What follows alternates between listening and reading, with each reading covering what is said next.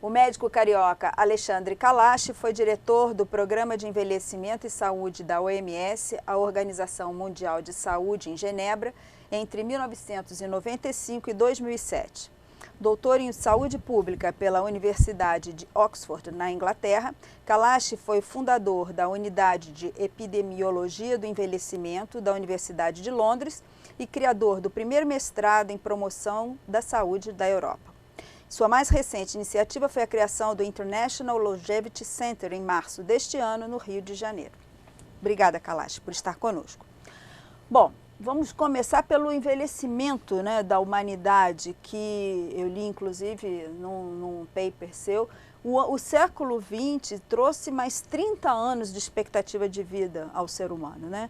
Então, quando a gente fala em chegar aos 50, a gente realmente está começando a segunda, praticamente a segunda metade da nossa vida. Vamos ser bastante otimistas. Mas pelo menos assim, com 50 você tem com tranquilidade mais 30 anos pela frente. Qual é o impacto disso em termos de como a gente pensa as cidades, a estrutura da vida de toda a população? Isso aí vai ser uma mudança radical do que a gente vai ter que ver daqui para frente? Sem dúvida. Em primeiro lugar, agradecer essa oportunidade de estar aqui com você, Marisa. E realmente a gente está vivendo uma outra era. Eu, quando nasci no Rio de Janeiro, a expectativa de vida minha era de 43 anos. Eu me lembro que o meu avô morreu mais jovem do que eu sou hoje. Morreu um velhinho. As coisas estão mudando e a gente tem que acompanhar. A grande dádiva que o século XX nos deu foram esses 30 anos mais de vida. Mas também pode ser um grande desafio para o século XXI. E a nossa atitude, isso é que tem que começar. A nossa atitude, quando a gente vai chegando, para as mulheres é fenomenal, porque vocês têm um lembrete biológico, vocês têm menopausa. Então vocês sabem, por aquele relógio biológico, que aquela idade adulta jovem está terminando. Então, cai na real, tocou o sinetinho. Cai na real. Para o homem, não. O homem vai até que cai na real quando de repente você entra no metrô e te dá um lugar para sentar, que aconteceu comigo semana passada. Então, eu acho que essa atitude de nós nos prepararmos para essa segunda fase da vida, porque a realidade, Marisa, é que quando você faz 50 anos, sobretudo se você vem de uma classe social mais elevada, no Brasil, na França, na Europa ou no Japão, você ainda tem 40 anos de vida pela frente. Você tem quase tantos anos pela frente, aos 50, como os que você já viveu. Você vai desperdiçá-lo? Você não pode desperdiçar essa metade. Então a gente tem que se preparar e tem, na verdade, 4 coisas que são muito importantes para você se preparar.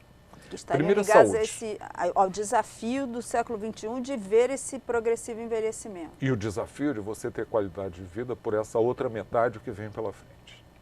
Primeiro, a saúde.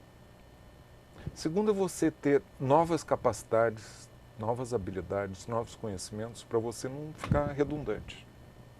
Terceiro, é você ter uma boa rede social para que você seja estimulada. As pessoas que não têm esse capital social vão ficar no canto.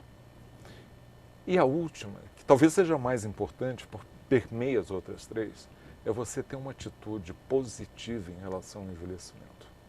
Não querer ficar aos 50 ou aos 80 como você era aos 20, porque vai se frustrar.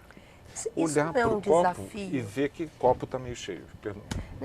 Esse ponto que você falou eu acho que é muito relevante, porque a gente ganhou, isso é uma notícia boa, a gente ganhou mais 40 anos de vida, mais 30 anos, enfim, você tem um ciclo maior de vida e isso é tão bom. E, na verdade, o envelhecimento é visto como uma coisa ruim. Quer dizer, envelhecer é bom, né? Claro, basta ver a única opção é morrer cedo. Exatamente. O que você envelhecer faz parte do processo como qualquer trajetória, né? Eu destaquei aqui um dado, em 2050, 22% dos habitantes do planeta terão mais de 60 anos, né? Nós chegaremos a um patamar em que teremos mais pessoas com mais de 60 do que crianças com menos de 5 anos. Então, vamos lá, são 4 eixos. Acho que nós poderíamos, não é, Mara, falar de cada um desses. A primeira questão, porque nós estamos falando de pessoas, você acabou mesmo de dizer, né? são pessoas que com 50, que têm mais 30, 40 anos pela frente. São pessoas, principalmente se estiverem no topo da pirâmide, que têm dinheiro para consumir, que têm bens, que são demandantes. Então, isso é capaz, inclusive, de nortear mudanças mais facilmente do que se fosse um segmento sem o mesmo poder de barganha.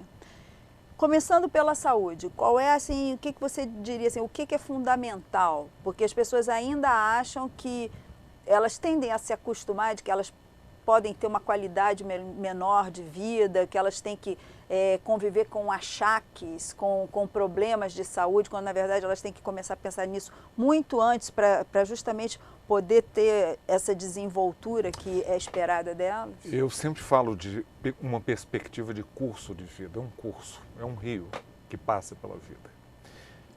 A forma como a gente vai chegar aos 60, aos 70, aos 80, em grande parte, majoritária, depende de eventos e de escolhas que a gente fez antes na vida. Só 20%, 22% no máximo, é relacionado a fatores hereditários. Essa história dos longevos da família, e que a gente vai também ser longevo e chegar bem aos 90... Não é bem assim. Não é bem assim. Quando eu era estudante de medicina, a gente brincava. Quer ser um longevo e chegar bem à longevidade, escolha bem os seus pais. Não é isso, não. Escolha bem estilos de vida. E esses estilos de vida, eles começam quando? O fumar, o beber demais, o sedentarismo, bom, a hoje dieta em dia, inadequada. o mais incrível é que nós vivemos, né, com a perspectiva do envelhecimento, da longevidade, e vivendo uma epidemia de obesidade no mundo inteiro. É um exemplo. Então, o que acontece? Se você não escolhe bem, e essa fase tão delicada que é a adolescência, em que esses hábitos são adquiridos, e depois para voltar atrás é muito difícil, é muito mais fácil não começar a fumar do que depois de 10, 15, 20, 60 anos fumando parar. Então, a gente tem que ter esses cuidados. Aliás, começa antes, porque uma pessoa que seja de bebê e de criança, mal alimentado, subnutrido, com infecções, essas mazelas todas, esses determinantes sociais da saúde, muitas vezes chega péssimo aos 50 ou 60, não por culpa própria, mas porque teve um começo muito ruim desse curso de vida. Mas depois você vai vivendo, na idade adulta jovem, você está super preocupado, é a profissão, são os filhos crescendo. Mas quando chega uma determinada idade, que eu diria é 50, e para as mulheres vocês têm a sorte do lembrete da menopausa, para os homens a gente passa em branco, achando que é uma máquina indestrutível para o resto da vida. Então deixa de prevenir aquilo que era prevenível e deixa de corrigir aquilo que já se instalou, por exemplo, uma hipertensão, porque você não vai ao médico, você não faz check-up. Os homens vão ao médico porque as mulheres ficam de lado. Eu vou te levar sim. Você está com essa tocinha aí há 3 meses, eu vou marcar e leva. Às vezes já leva muito tarde. Então, essa perspectiva de curso de vida que é importante. Saber que a nossa saúde, depois de uma certa idade, depende fundamentalmente das coisas que a gente faz, das escolhas. Claro que eu tenho que colocar uma dimensão econômica nisso. Porque para aqueles que são os mais pobres, os mais excluídos da sociedade, que não podem fazer opções, aí a coisa é muito difícil. Porque eles não têm os meios e às vezes nem a informação. E, infelizmente, a gente tem uma leva ainda, um número enorme de pessoas de gerações passadas que são analfabetos ou analfabetos funcionais, que não têm acesso à informação, que não podem fazer escolhas, que sabe até, talvez, que comer brócolis todo dia é muito bom para a saúde, mas se comer brócolis na primeira semana do mês, não vai ter nem farinha para comer na última. Então, a gente, no Brasil, tem que sempre temperar, porque uma coisa são aqueles que estão vivendo bem, e chegando bem a essa idade dos 50 para cima, e outros que não por culpa deles chegam mal e têm uma expectativa de vida mais curta. Fala, Marcia. Essa geração de 50, 60 agora pegou uma fase onde você tinha propagandas de cigarro, onde era bonito fumar, enfim, se eu dar uma olhada nas publicidades antigas, de chorar, né? O que ele faz? Tinha o glamour hollywoodiano, né, do cigarro, inclusive. Não, é só assistir a uma série como essa, Mad Men, sobre os publicitários do início da década de 1960, fumando e Casa bebendo. Blanca. Era uma coisa, eu não entendo como é que eles operavam no dia a dia, porque estavam sempre turbinados. O que eles fazem agora? E aí chega agora aos 50, É o 60, clique, né, que Kalash falou. Tem todo esse curso, essa primeira fase, essa primeira metade da vida, Mara, fez tudo tem uma errado. mensagem muito importante em relação a isso. Quanto mais cedo você começar com hábitos e estilos de vida, quanto mais cedo melhor. Mas nunca é tarde demais para você corrigir aquilo que você já vinha fazendo errado. Essa história de que eu fumei a vida inteira, agora com 60 já é tarde, não. Se você parar de fumar, sua capacidade ventilatória vai melhorar, seu risco de doenças cardiovasculares, seu risco de ter um câncer de pulmão, tudo isso baixa. Já não vai ser tão bom quanto aquele que nunca fumou. Mas você não vai ficar atrelado a um cilindro de oxigênio. Você Exato. Aumenta a chance, né? Quem nunca fez exercício, para sair, eu não sou disso, nunca fiz, agora tá. Não. Você vai aumentar a sua massa muscular, você vai estimular o oxigênio que vem para o teu cérebro, você vai ter menos tendência a ser deprimido, você vai ter um círculo maior social porque você está andando, você está fazendo atividades que trazem mais amigos, mais exposição social. Os ganhos talvez não sejam tão grandes quanto aquele que fez sempre tudo direitinho. Mas também não é aquele terrorismo que eu não gosto, de que tem que ser todo sarado, tem que ir para a academia todo dia malhar e acabam chatos. Então tem que ser na medida certa.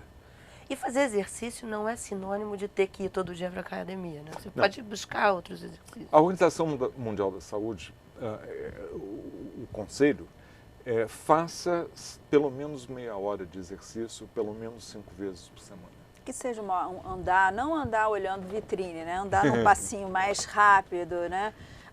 Atividades domésticas. O terrível é o controle remoto em frente à televisão. Acho que deve ser, é o que deve ser evitado. Que é o grande que está por trás dessa obesidade que a gente está tendo.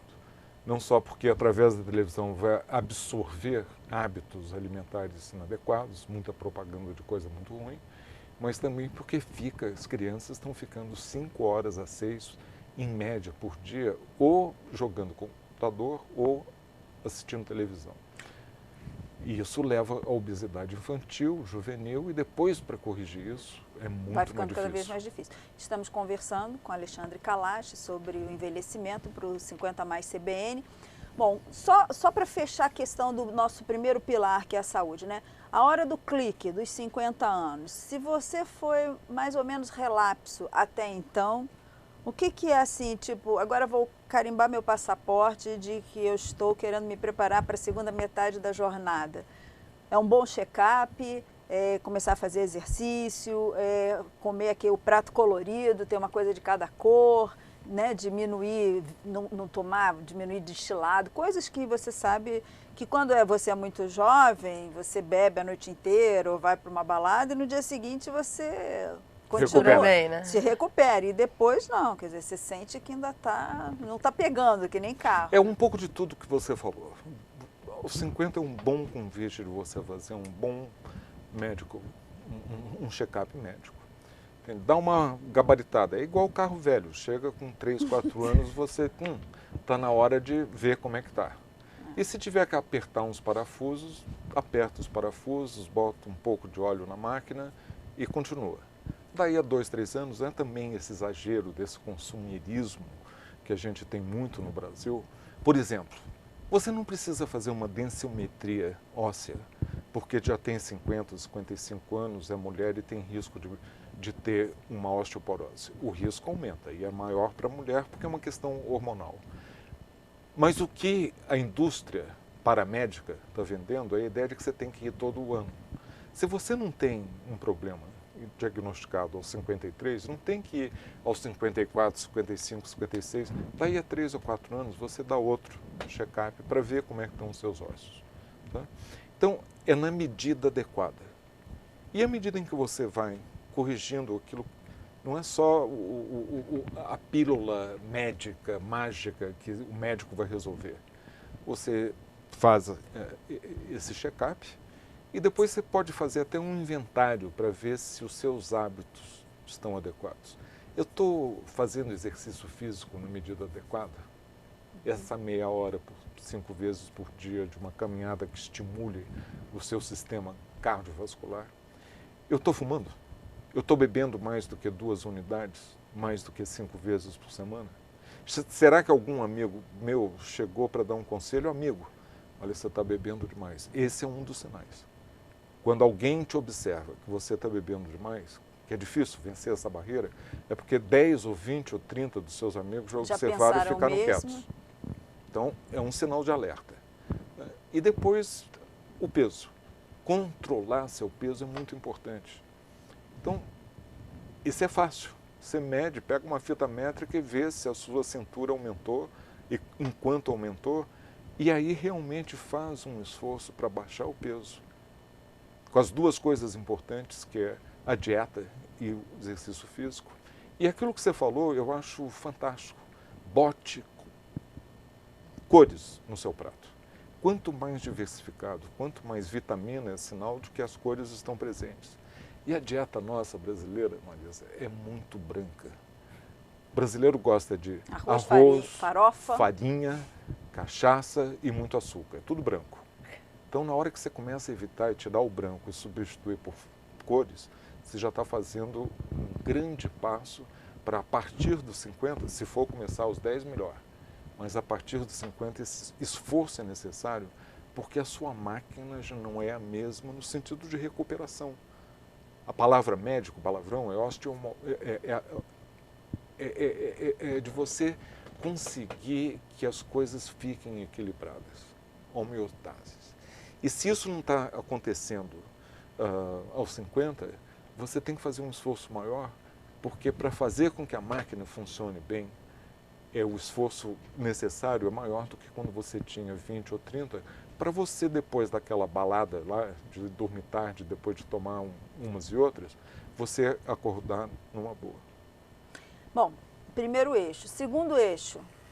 Eu falei primeiro de saúde. Vamos pegar então o segundo eixo, eu acho, que é da capacitação, da educação continuada. Acho que isso é importante porque as pessoas se esquecem que a experiência é importante, todo mundo vai acumulando pela vida. Mas um pedreiro, um carpinteiro, um padeiro, um médico, um engenheiro, um jornalista, vai precisar aprender novas habilidades para você continuar ligada, para você continuar relevante para a sua sociedade. Se reinventando. Se reinventando.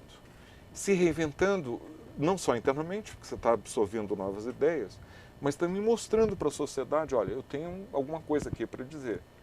Se não, ainda mais com essa explosão da tecnologia, da informação que vem a toda hora, você dança, não tem jeito.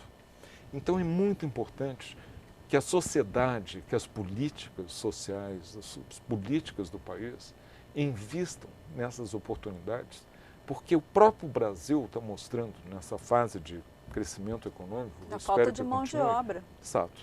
Então você tem, a gente está pagando o preço dos governos anteriores que não investiram em educação. Aposentados que estão voltando ao mercado de trabalho, engenheiros, por exemplo, que estão sendo super necessários. A maior participação por mais tempo nos últimos anos, que está entrando e continuando na força de trabalho, são das pessoas que têm qualificações, não é só da experiência, mas que aprenderam ao longo da vida, que precisaram fazer mestrado, cursinho disso e daquilo, e que agora estão sendo reaproveitadas, porque o país está precisando, já que há 30, 40 anos os governos lá não se preocuparam em dar a melhor educação possível para o maior número possível de pessoas.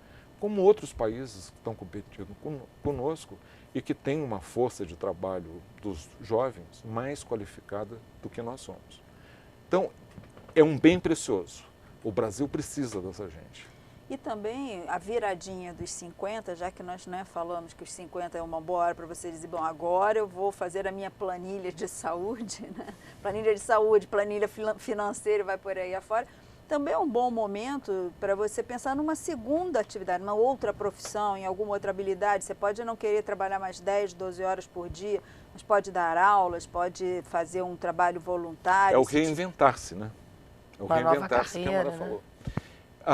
Eu sou da teoria que num futuro, que eu não sei quando virá, mas eu espero que breve, a gente reinvente, voltando àquela noção de curso de vida. O curso de vida que a gente vive hoje, ele não foi reinventado, ele é o mesmo de sempre da história da humanidade, quando as pessoas tinham uma expectativa de vida de 45 anos.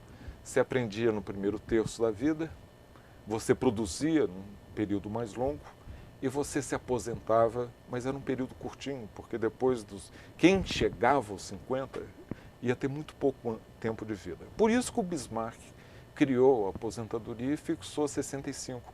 Muito pouca gente, mesmo na Alemanha, chegava aos 65, porque a expectativa de vida lá era 43. E esses que chegavam aos 65 chegavam mal, aos tapas, com doenças para as quais a medicina não tinha resposta.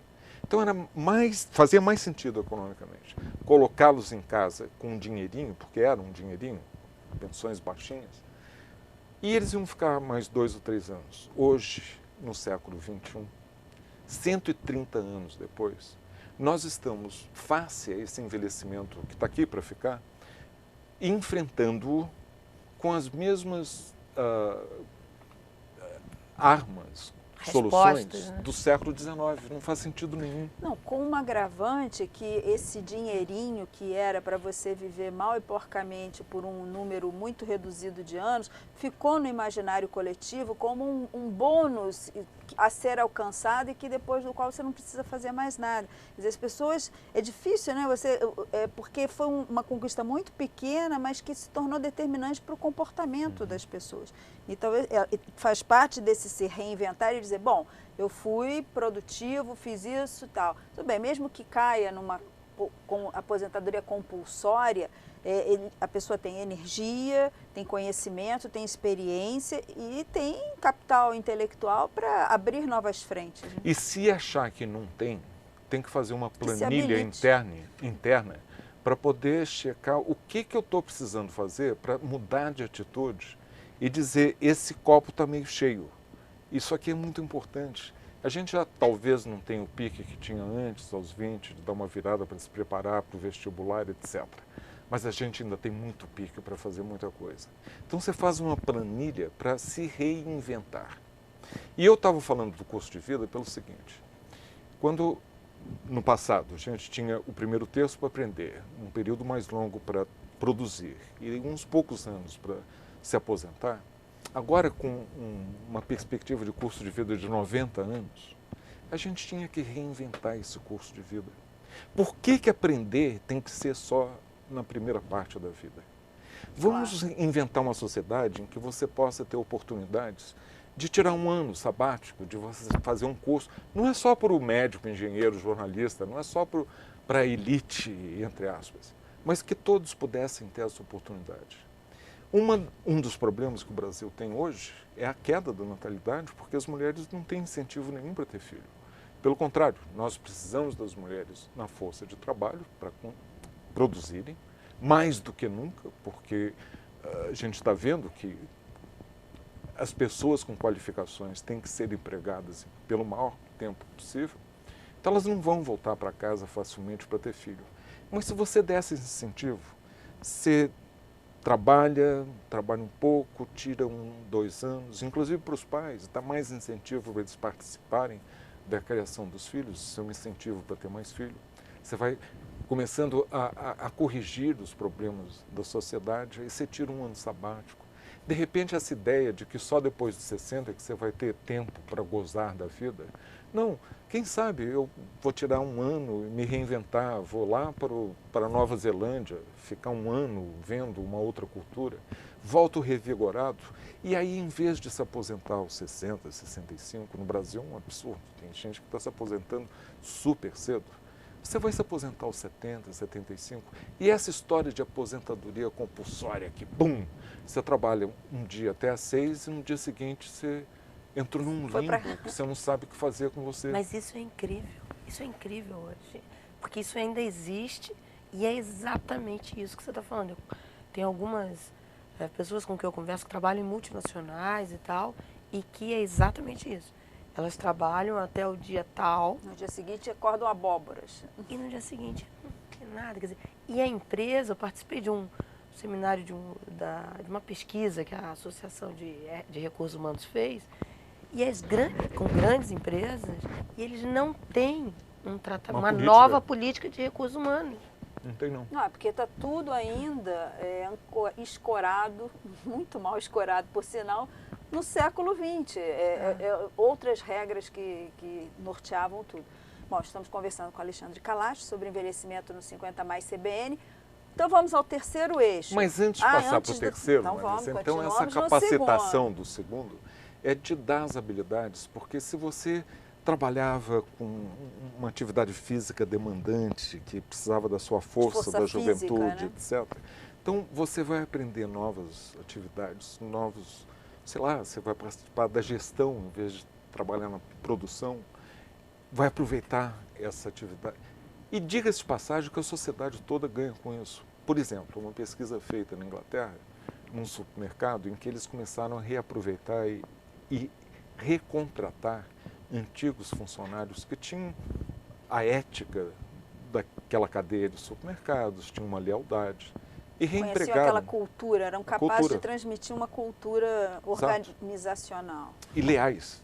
Então eles reaproveitaram e deram, claro, treinaram para que eles executassem outras funções. Sabe o que aconteceu?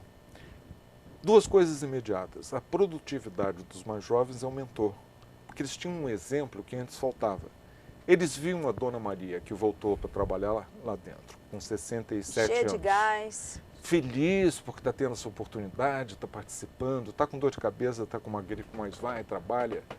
Então, a produtividade aumenta, também porque a presença dessas pessoas passa a ser um bom veículo para permear as tensões dentro do ambiente de trabalho. Dá um conselho para o gerente, fala assim, deixa, ele é um bom menino, é que está tendo dificuldade em casa, quem é que não teve? Tal. Chega para o menino são colchões assim, para amortecer. Deixa lá, o garoto está bem, eu já falei com ele, só não bota muita pressão, alivia essas tensões. E a outra coisa surpreendente é que o absenteísmo dos jovens cai, porque eles olham para esses mais velhos, que já não têm o vigor físico que eles, se jovens, o coroa tinham. está lá, eu tenho que estar também. Não faltam, né? Não faltam. Então você vê, todo mundo ganha. Então reinventar o curso de vida e dar oportunidades para que a gente adquira novos conhecimentos permanentemente e acabar com essa ideia de aposentadoria compulsória. Talvez você aos 70 não queira trabalhar 48 horas por dia, trabalhar 24. Mas se você trabalha, você paga imposto, para cada 3 idosos que trabalham, você abre uma oportunidade de trabalho para um jovem. Essa ideia de que os idosos estão competindo com os mesmos empregos... ocupam o mercado. E que são culpados pelo desemprego do jovem é errada. Então todo mundo está ganhando numa sociedade que é mais produtiva e, evidentemente, que no final das contas vai ser mais feliz. Você está, inclusive, na área de serviço, você tem N serviços que vão florescer com esse segmento mais velho e que certamente representarão muitas vagas de trabalho. Na Inglaterra, acho que já acabou. O governo proibiu a aposentadoria compulsória. Em vários países, né? Inclusive nos Estados Unidos. Ah, também? Também. No Japão, há muito tempo. Mas ainda não baixou a tendência das pessoas, porque ainda tem essa cultura. Agora, você vê, por exemplo, o preço político que o Sarkozy, não estou falando de político de direita ou de esquerda, estou falando que era absolutamente essencial para a França, onde as pessoas aos 60 ainda vivem mais 30, de você parar de pensar que você está no século XIX com Bismarck. Então, passado dos 60 para os 62 anos, quase que teve o preço político do governo do Sarkozy. Porque a direita e a esquerda, por razões diferentes, todo mundo entrou em greve. Um absurdo. E aqui no Brasil, infelizmente, a gente ainda tem distorções enormes. Você vê, por exemplo, o grande drama que nós temos hoje, do déficit da aposentadoria do servidor público. Não é nada contra eles. Porém, é impossível que um país... É que é totalmente injusto com a maioria que fica fora. Mas é claro. Porque você veja, se você se aposenta aos 46, aos 50, aos 52, porque já teve o tempo de serviço, com seu salário integral, tendo contribuído 25 ou 30 anos, e vai absorver com seu salário integral mais 30, e você tem um bolsão de apenas menos de 1 milhão de trabalhadores, serviço público, para sustentar mais de 1 milhão dos aposentados, você faz as contas e deu o tiro no pé. Essa política para o Brasil é insustentável. Manter essa distorção é insustentável. E o preço político é muito alto, por isso é que a gente está com tanta dificuldade de mexer. Eu ouço a elite do Brasil dizer: nós não temos, somos um país pobre, condições de manter essa pensão não contributiva. E, no entanto, não atacam aquilo que tem um custo muito maior. A pensão não contributiva, ela é dada para cerca de 9 milhões de brasileiros. Obviamente, os menos... Você se refere, por exemplo, ao LOAS? Nas zonas rurais, as pessoas que trabalharam a vida inteira, nunca tiveram carteira assinada, trabalham e que, em na verdade, atividades físicas. Recebem muito pouco, né? O LOAS, que é para idosos, com domicílio, ele tem direito a 1/4, né, de um salário mínimo, alguma coisa assim. A pensão não contributiva vamos arredondar, um salário mínimo. Tá? Então, você paga um salário mínimo para 9 milhões de pessoas, primeiro você tem um impacto na qualidade de vida dessas pessoas enorme. Pega uma mulher que sempre trabalhou, criando os filhos, ajudando na roça, que se lixou, e de repente você, no final da vida dela, dá para ela um dinheiro que ela nunca recebeu na vida. E ela vai ter autonomia de decidir o que fazer com esse dinheiro. E o que você faz com esse dinheiro se você for uma mulher pobre lá do Piauí? Você vai comprar comida para o seu neto, vai comprar uma máquina de costura para sua filha aumentar a renda familiar. Você é valorizada porque é a única fonte regular de renda para aquela família inteira. Os 2.000 municípios mais pobres do Brasil vivem disso, porque o resto é incerto, irregular. E a elite brasileira diz: não, você dá essas coisas, é um desincentivo para as pessoas continuarem trabalhando. Mas não pensam que é um imenso desincentivo você dar um salário integral para uma pessoa aos 50 anos por mais 40, que poderia estar trabalhando e ser produtiva, mas que parou porque você tem uma belíssima pensão com a qual você pode fazer uma viagem à Europa todo ano. Essas distorções e desigualdades, que é a nossa marca Brasil, infelizmente, elas se perpetuam e elas vêm de origem lá das ditaduras, do Vargas, militar, porque o que uma ditadura precisa? Lealdade absoluta das Forças Armadas e dos funcionários públicos civis. Blindou. Blindou. E a gente ainda não teve a coragem política de realmente dar uma solução para isso. 61 bilhões de reais foi o déficit da aposentadoria dos funcionários civis públicos federais do ano passado. Bom. Você sabe o que você pode fazer com isso? Um trem-bala e meio por ano. Basta, né? Não precisamos nem de tanto trem-bala, né? Não, acho que não precisa nenhum. Bom, conversando com Alexandre Kalash sobre envelhecimento para o 50 Mais CBN, agora vamos ao eixo 3, uma rede social de apoio, que foi isso que... Participar da sociedade. Você com saúde... Não achar que fechou, agora vou ficar em casa, né? Olhando da janela. Exato.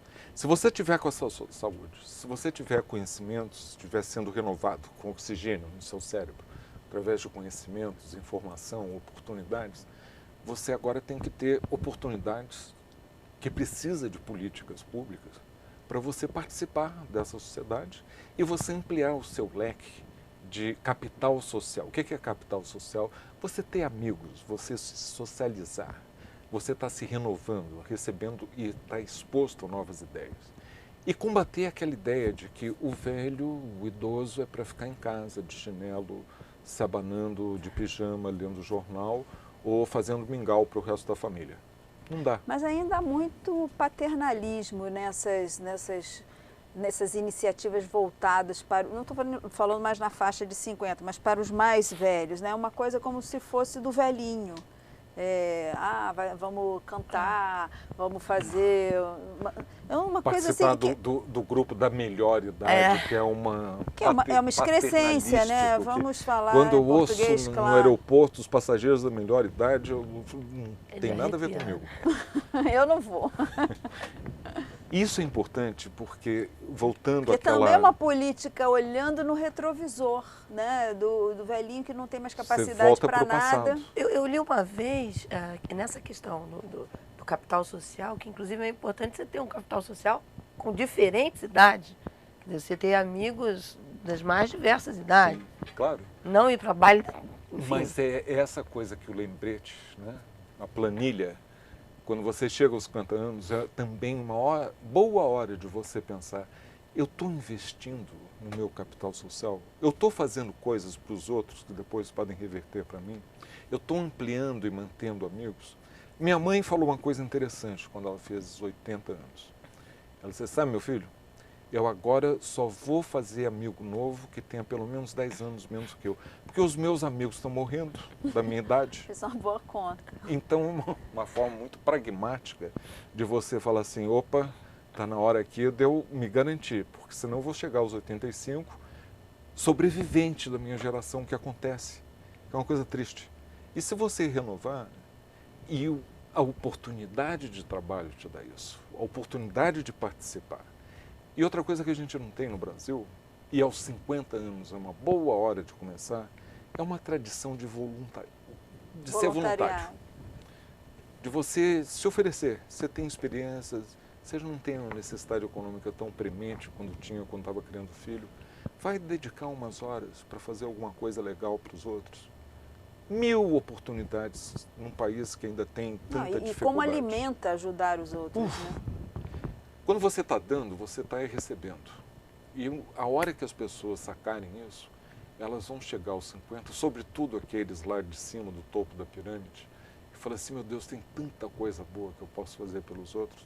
E você vai ter uma velhice muito mais gratificante, com mais capital social, participando mais dessa sociedade e tendo o intercâmbio entre gerações, que não é muito fácil de acontecer, não. Você tem que buscar esse contato com as outras gerações.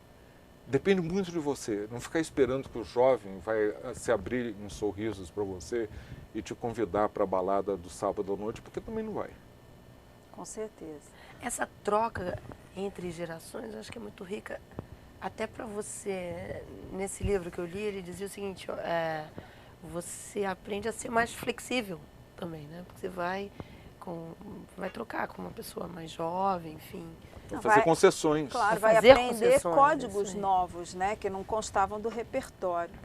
Quarto eixo, encarar as coisas, o copo meio cheio, meio vazio.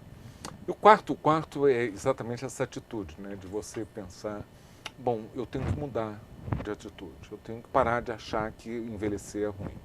Eu tenho que parar de achar que aos 70 eu vou estar tão forte quanto eu era aos 25. Você veja, o Nadal, ele já não é o número 1. Ele está jovem, mas já tem um que vem atrás dele, que está mais forte e mais rápido. A fila está andando sempre. Sempre.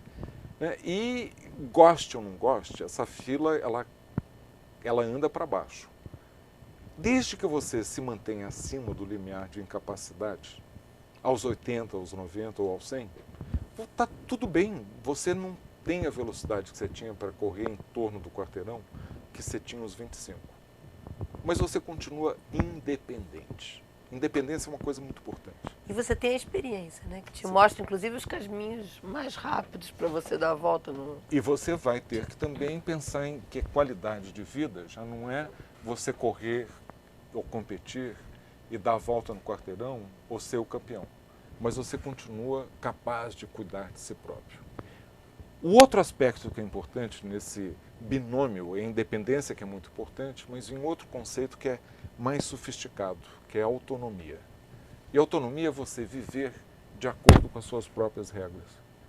Por exemplo, você é independente, você determina que para você ser feliz, você deve ir para a praia, fazer uma temporada de praia 2, 3 semanas por ano. E você tem os meios para isso. Até que de repente você tem um problema qualquer de saúde e que você já não pode ir sem ajuda. Você precisa de uma cadeira de roda. Mas se você tiver alguém que te leve, você perdeu a independência porque alguém está te empurrando, mas você continua indo porque você tem autonomia. Você continua fazendo aquilo que você quer, embora agora dependente de alguém.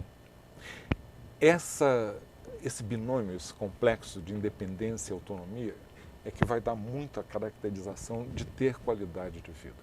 Se você consegue continuar independente, com autonomia, maravilha.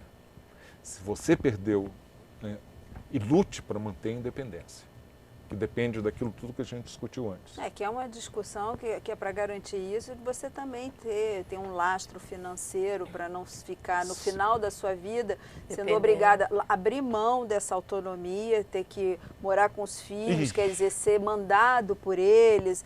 Aí a área de atrito é absurda. Uma pesquisa feita em São Paulo há uns anos atrás mostrou que as mulheres mais deprimidas eram as mulheres que ficavam viúvas e, por falta de opção, tinham que voltar a morar com os acabavam filhos. morando com os filhos, em apartamentos pequenos, em que ia compartilhar o quarto com a neta adolescente. É um horror. Isso aí é anticâmara do inferno. Né? Eu me lembro de uma senhora nessa pesquisa que disse, sabe, eu não tenho direito nem de dar opinião que canal de televisão que a gente vai assistir. Eu não posso convidar as minhas amigas para tomar um chá, porque elas ficam sendo ridicularizadas pelas minhas netas. É um horror. Então você manter... É uma crueldade, as pessoas não se dão conta porque acham que o idoso, aí no caso, está protegido pelo ambiente familiar, que pode estar com as mesmas questões de bullying, porque isso é bullying. É o mesmo bullying que a gente fica tão horrorizado de acontecer numa escola com crianças e adolescentes, que acontece dentro de casa com uma pessoa mais velha. Isso tudo significa que a gente tem que lutar por coisas e princípios que são fundamentais. Cidadania, os idosos têm direitos.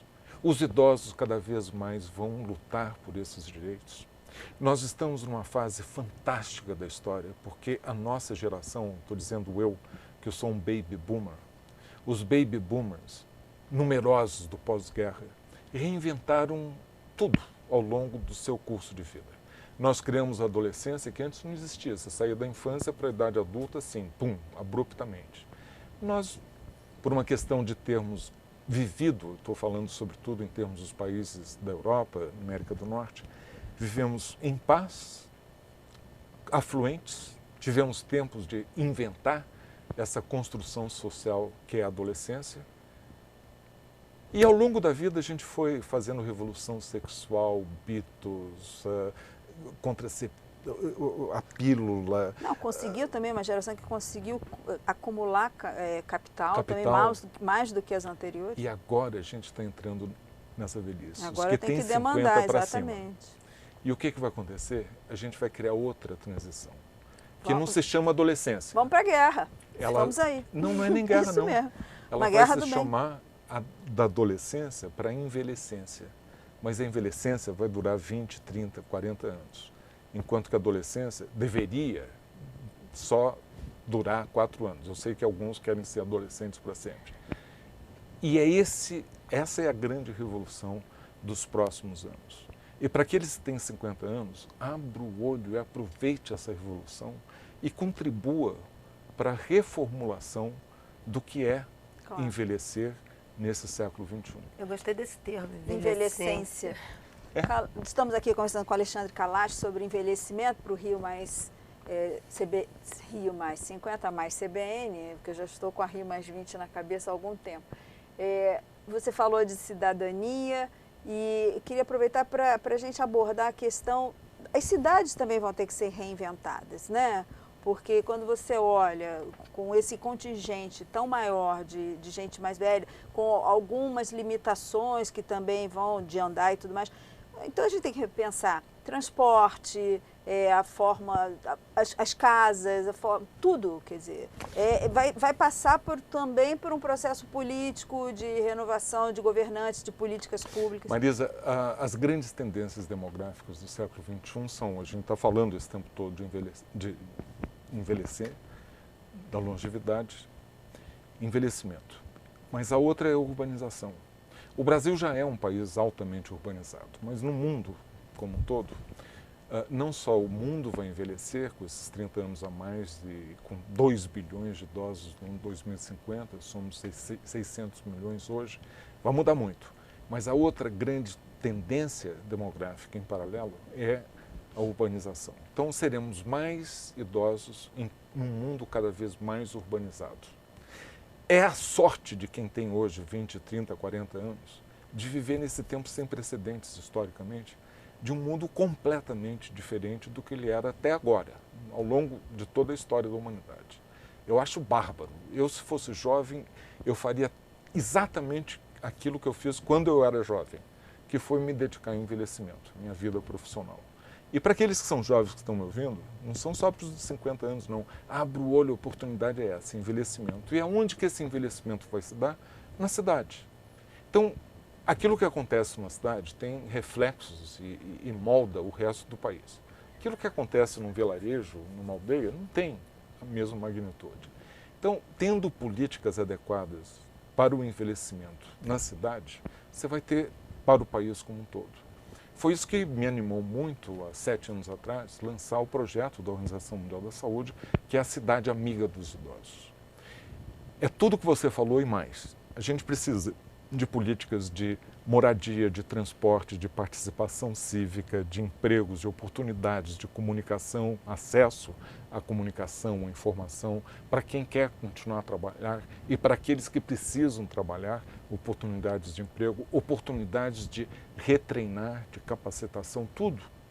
Então é repensar a cidade para um mundo que não existia antes, que é esse mundo envelhecido. E eu fico assim muito animado porque a gente começou com 35 cidades e o Guia da Cidade Amiga do Idoso foi lançado em 2007. Hoje são centenas de cidades pelo mundo afora. E a gente agora já está num processo até de pensar um passo a mais. O que vai influenciar a sua qualidade de vida à medida em que você envelhece depende não só daquilo que é feito na cidade sua, no município, mas no estado. Então vamos criar agora políticas em nível estadual. Por exemplo, a gente está aqui em São Paulo, o metrô depende do Estado. Então uma boa política de transporte público depende não só do que você faz no município de São Paulo, mas do Estado, porque ele que é o dono e opera o metrô. E não adianta nada, você tem políticas muito boas aqui, atravessar a rua, está no outro município, que é a realidade das zonas metropolitanas grandes, e está tudo horrível. Você tem calçada toda muito bonitinha até a esquina, e depois daquela esquina em diante está tudo esburacado. Então você precisa reinventar a sociedade. E eu acho que uma das formas é através desse enfoque amigo do idoso. O que é uma cidade ou um estado, amigo? Você deu o exemplo da calçada, é um exemplo assim, que é claro da gente ver, mas que outro tipo de atitude, de políticas públicas, enfim, que tem que ter para ser um estado amigo do idoso? Você tem que pensar primeiro nas oportunidades do ambiente físico. O que esse ambiente físico está favorecendo ou agindo como barreira? Então, a acessibilidade, o desenho universal. Eu dou sempre um exemplo. Eu trabalhava na Organização Mundial da Saúde, num prédio maravilhoso, dos anos 50, com uma escadaria, quando você entra num prédio muito bonita, suntuosa, de mármore negro, com umas estrias brancas, você sai do claro, né, do lado de fora, para o prédio que está meio escuro, leva um certo tempo para os seus olhos se habituarem àquela semi-escuridão. Você não via nem a escada, você via um tobogã. Então você não via muito bem, mas queria descer porque lá embaixo é que estão biblioteca, refeitório, as salas de reunião. Aí não só você não está vendo, mas os degraus são muito largos e são baixos. Nossa, então seu pé também descer, não está acostumado com aquilo, é péssimo. Mas pelo menos te dão duas opções. Você pode cair para o lado esquerdo contra a vidraça, ou você pode terminar lá embaixo, onde puseram, não estou brincando não, um jardim de cactos. Bom, é isso que a gente precisa em termos de desenho universal, porque se aquela escada fosse boa para os idosos, mais segura, com corrimão e botar umas estrias delimitando onde começa um degrau e o outro, todo mundo se beneficia. Quando eu falo que é uma cidade amiga do idoso, se ela for amiga do idoso, se esse ônibus aqui for mais fácil para um idoso entrar e sair com facilidade, vai ser mais fácil para uma mulher grávida, para um jovem com uma mochila. É a ideia de ser inclusivo. Você tem que ser inclusivo para todos. Então não é só ter parquinho para criança, mas ter, por exemplo, esse equipamento adequado para idosos.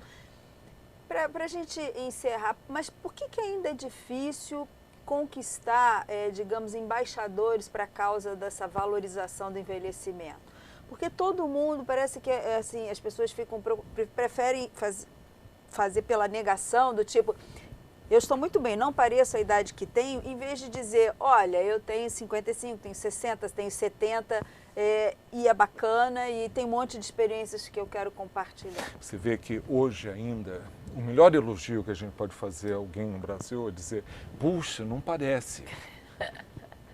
E qual é o recado que você está dando para as pessoas que parecem? Qual é o problema de você ter 75 e parecer 75? Você é inadequado por causa disso? Então a gente tem que mudar ter atitudes. 75, né? O proibido não é proibido parecer que tem, que é pior ainda. Então a gente tem que mudar a atitude nossa interna. E você falou em embaixadores. Eu vou confessar publicamente um grande sonho que eu tenho. E esse sonho seria, nessa virada que a gente está indo, na corrida para a Copa do Mundo e para os Jogos Olímpicos, que o Brasil vai estar em evidência exatamente no tocante a esportes. E existe um desportista no Brasil que é conhecido no mundo inteiro, que se chama Pelé e que tem 70 anos. Meu Deus, se esse cara, com a projeção internacional dele, se as mensagens que a gente está aqui discutindo viessem dos lábios dele para o mundo, o Brasil daria um salto fantástico de reconhecimento, porque seria o maior atleta do mundo, mais reconhecido há 50 anos internacionalmente como embaixador do envelhecimento ativo. A ONU está super interessada nessa ideia, mas eu ainda não sei se ele está. A gente faz a ponte. Ó, vamos mandar a gravação para o Pelé. Pelé, o seu melhor gol. Esse seria. Ele emplacava nesse gol uns 3.000 adicionais. Queria agradecer muito, acho que a entrevista foi ótima. Então, envelhecimento ativo, envelhecência. Eu adorei essa palavra. Não vamos fazer como Nelson Rodrigues, mandando que todos envelheçam, por favor, vamos sair dessa juventude, mas não, vamos viver bem tudo que a gente tem para viver. Obrigada. Obrigado a você.